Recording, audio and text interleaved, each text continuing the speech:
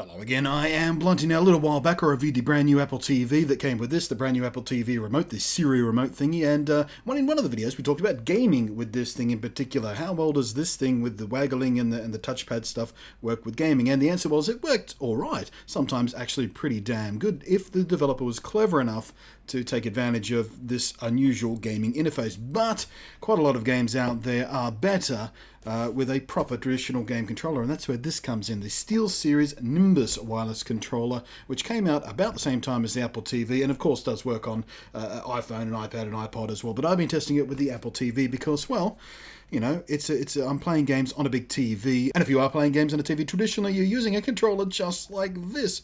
And a lot of games out there that have been sort of adapted to an iPhone interface or ported across to the Apple TV then are based on games with touch screen controls that are meant to sort of imitate the, you know, directional pads and buttons and things, and I never liked the touchscreen emulation of a proper control pad. So this is something I've been dying to get my hands on, and I have been testing it out, and I'm going to tell you all about it. Now, from a controller standpoint, from the physics of the controller, it is well, it's basically an controller, isn't it? It looks exactly like an controller should look. It is approximately the sort of same size and shape and weight. Actually, it's a little bit lighter than this of the Xbox One controller. But it's comfort-wise, the way it fits in your hand, it's pretty much exactly the same, except, as you can see, the thumb pads are next to each other, not offset like they are on the Xbox. So it's got the PlayStation-style layout. In general, it's sort of a halfway between an Xbox One controller and PlayStation 4 controller, between the layout and the way it fits in your hands, and I found it quite comfortable indeed.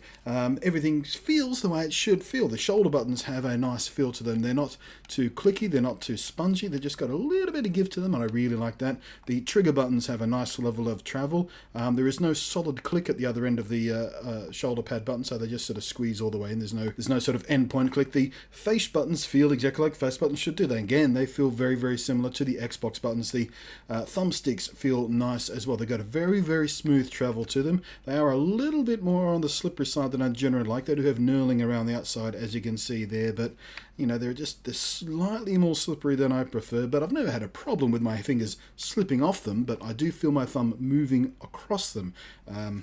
You know, that's a personal preference thing. The D-pad is not too bad, actually. It's got a fairly nice click to it. It's not very loud. It's kind of a soft but not spongy click to it, and it's very responsive in games that actually do support it.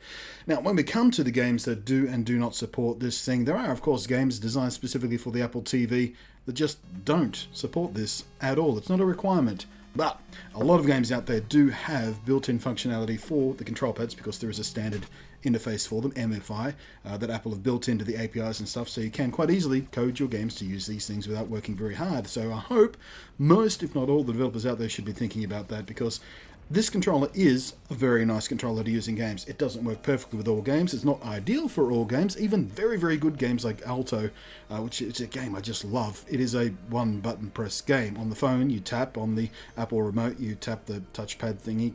And on this, you just press the button. So it's not the ideal interface for that. But for more sophisticated games like first-person shooters, well, it works like it should work in a first-person shooter, but first-person shooters on Apple devices, or indeed mobile devices in general, phones, tablets, and indeed the Apple TV, they don't really play very well. None of them have been particularly satisfying to play, no matter what control system I've been using. The Modern Combat series is probably one of the best, but even with this, it still feels kind of floaty and spoogey and just doesn't play like a first-person shooter should play. Even when you are using a proper twin-stick control scheme, there are too many compromises built into that game to wrap itself around motion controls and on-screen controls for the other devices it has been published on. Racing games it works really well for, I've found. Instead of having to rely on sort of swipes and taps and motion control stuff, you can actually use your thumbstick like you would on a racing game on any other console out there. You do feel like you're properly in control when you're racing along with one of these things.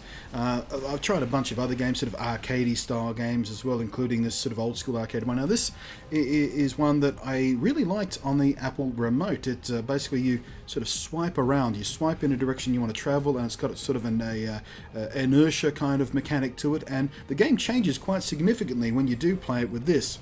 I'm not sure whether it's better or worse. It feels a bit easier, I think, because the game is designed to sort of have that inertia swipe thing mechanic to it from the Apple remote, so I don't know. It was a very interesting experience playing between those two controls. Your mileage may vary. Maybe you prefer doing it with a proper stick. Maybe you like the innovative little swipey, swoopy, inertia mechanic that they put in there in the first place.